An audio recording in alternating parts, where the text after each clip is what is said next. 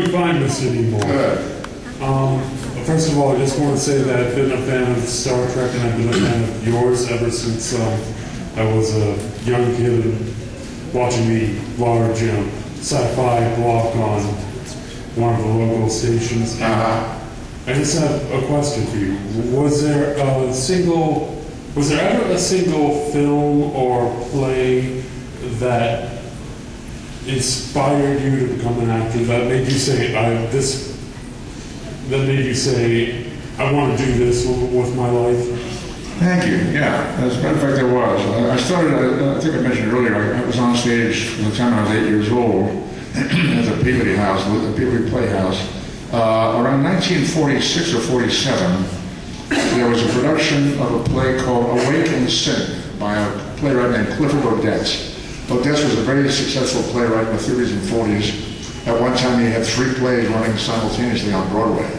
And Awake and Sing was a play that was about a Jewish family in the Bronx, 3 generations living in one apartment together. And I played the young juvenile, young guy in that family. And the play was very much like what was going on in my own family. We were 3 generations living here in Boston. My grandparents, my parents, and my brother and I, all in a 2-bedroom apartment. And the dynamic of that life and what that young guy that I was portraying was going through was exactly what I was going through. How do you find the right job for yourself? How do you get out of this kind of environment? How do you find out what's right for you to do in the world? How do you find the right person to have a relationship with, if you get married or whatever? And I identified with it so strongly that I thought, if I could do this kind of work that touches audiences about themselves, about their own lives, for the rest of my life, I would consider that to be a blessed thing. And that's the play that made me decide that I wanted to be an actor. And as a matter of fact, there was another Odets play in town at the Wilbur Theater that was on its way to Broadway. It was called The Big Knife. And a couple of the people from that cast came to see us because they had been in the original production of Awake and Sing. The next morning, I called around the hotels around Boston to see if I could find any one of those actors. And I got hold of an actor named J. Edward Bromberg at the Ritz-Carlton Hotel. Got him on the phone. I said, I played Ralphie in the play you saw last night. He said, oh yeah, very good, yeah, thank you. And what can I do for you? And I said, I want to be an actor. I want to be a professional actor. What should I do? And he's the one who said, go to the Pasadena Playhouse in California. They have good classes there, and you might get picked up for a contract by the studio or get yourself in the movies or TV or whatever. And that's how the whole thing started. So it all started because of that production of Awake and Sing at the Peabody Playhouse. Thanks for your question. No, thank you, Mr. J. Thank you.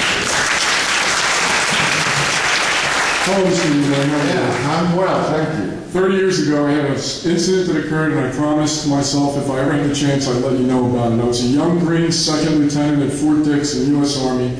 One day, I was showing recruits how to take apart a PR-77 field radio, and I was having a devil of a time doing it. And we had a really mean company commander. And the commander comes over, the captain comes over, and he says, "What's wrong here, Lieutenant?" And I was just so frustrated, I looked up at him and I said, "Captain, I am attempting to fix a PR-77 field radio using only knives and bearskins."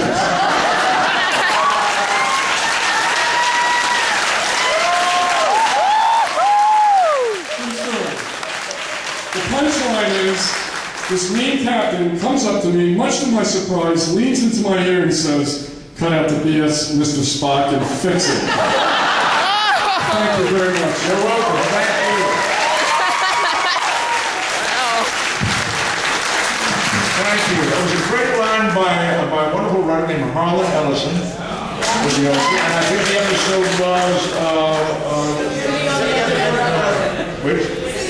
City on the Edge of Forever. Yes, thank you very much. Harlan Ellison gave us a wonderful script. Yes, thank you. Yes, go ahead. Hi.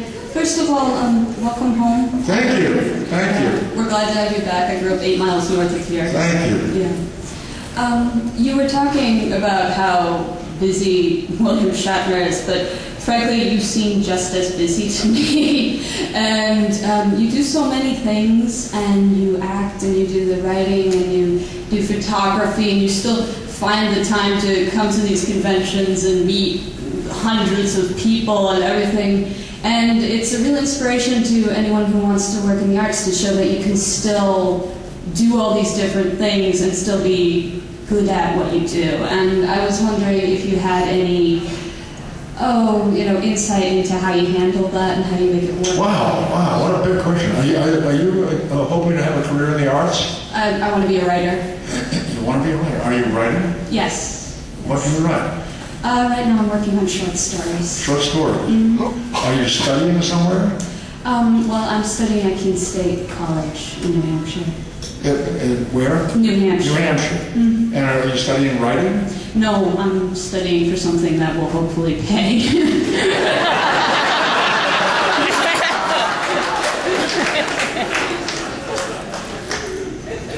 going to tell you a couple stories that might be useful to you. When I told my dad I was going to be an actor, he said to me, my dad grew up in Russia and came over here as an immigrant and worked very, very hard. He was a hard-working, very uncomplicated guy. He was a barber all his life, stood on his feet and cut hair, 8, 10, 12 hours a day to support a family. And he was really unsophisticated. He had no idea how a person could make a living as an actor. And I said, I want to be an actor, Dad. He said, you're going to be hanging around with gypsies and vagabonds. Gypsies and that was his experience in the old country, in Russia. And then he said to me, the only advice my dad ever gave me, he said, learn to play the accordion. He said, you can always make a living with an accordion. You can play weddings, you can play parties, you can play bar mitzvahs,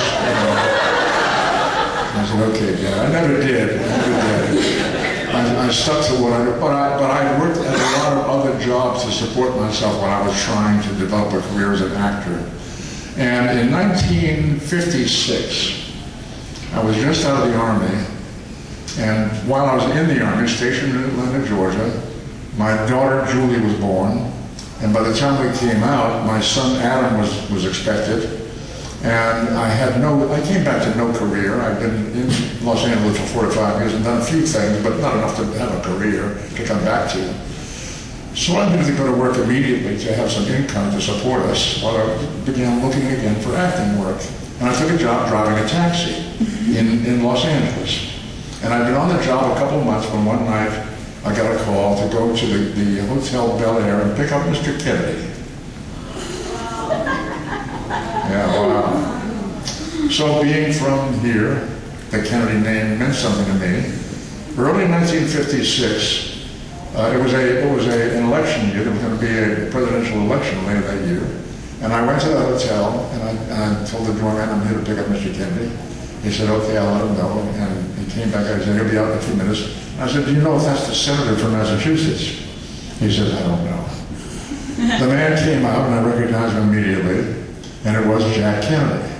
And he got in my cab, and he said he wanted to go to the Beverly Hilton Hotel, which is not far, about a 10-minute drive, that's for sure. That's good driving. And then I said to him, how are things in Massachusetts, Senator? And he got kind of excited because somebody recognized him. It was later that year at the Democratic Convention when he made a speech where he got some national attention for the first time. But in California, nobody knew him. And he was pleased that somebody recognized him. He said, are you from Massachusetts? And I said, yeah. He said, where? I said, Boston. What part of Boston? I said, the inner city, the West End, only about 3 blocks from where he had his office. I think it was on Bolton Street or Temple Street. And he said, oh yeah, I know the area very well. He said, what are you doing out here? I said, I'm an actor. So he said, there's a lot of competition in your business.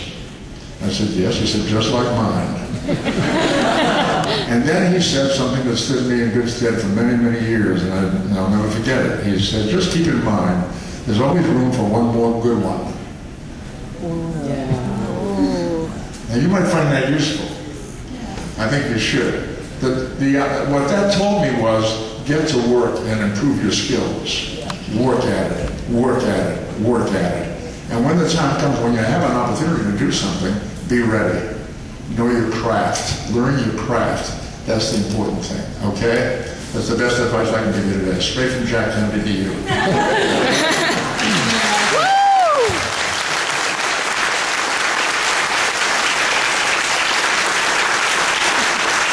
Great memory. Very good. I'll take one more question, and we're going to have to wrap this up. I'm sorry. Go ahead. Oh, no. No. I'm so sorry. I wanted to thank you for being here because it's my first convention ever, and I'm sure to never forget it then. Great. And you came dressed for the occasion. I did. All right, good for you. Uniform. This is kind of off topic, but I wanted to thank you a lot for your active participation and embracing of Judaism because it's very personally affected me and helped me come to terms with my own familial history. And it's just meant a lot to me. I don't have a particular question in mind, but I just want to express my gratitude for your photography and a few articles I've read and stuff like that. But it's meant a lot to me. God bless you. Thank you for that. Thank you for that. You're welcome. Sad to say, I have to wrap this up. I cannot tell you what a great pleasure when I got a phone call that said, let's go to do a convention in Boston, and he said, yes, of course. It's one of the things I look forward to is coming back here and landing at Logan and driving through the Sumner Tunnel and coming into the city and pointing out to people driving with us. I used to work there and I sold papers here, and this is where my brother worked. And I can't say my brother became a chemical engineer. He got a master's degree at MIT, brilliant scientist. The city was great to us as kids. The museums, the schools, the arts that are available here. As a kid, I went to concerts on the Esplanade. Arthur Fiedler was conducting, and we'd go out there every night during the summer, and we'd be taken to the museums and the theaters. I used to see the plays at the Wilbur and the Colonial. I saw the magicians. I wanted to be a magician when I was a young kid, and I go to see the magicians when they played the Colonial Theater. And it was an exciting city to grow up in, and I'm always grateful for what this city gave me. And then it was Father Vaughn, who put me in school at Boston College. So I have a lot of emotion connected to coming back here, and you people put me in touch with them, and I'm very, very grateful to you. To each and every one of you, may I say, live long and prosper, and thanks for coming.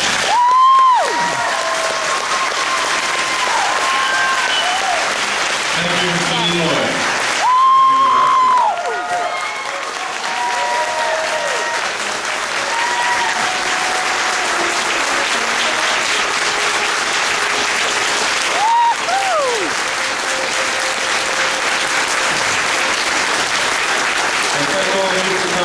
Thank you for coming. See you next time on The Lure Show.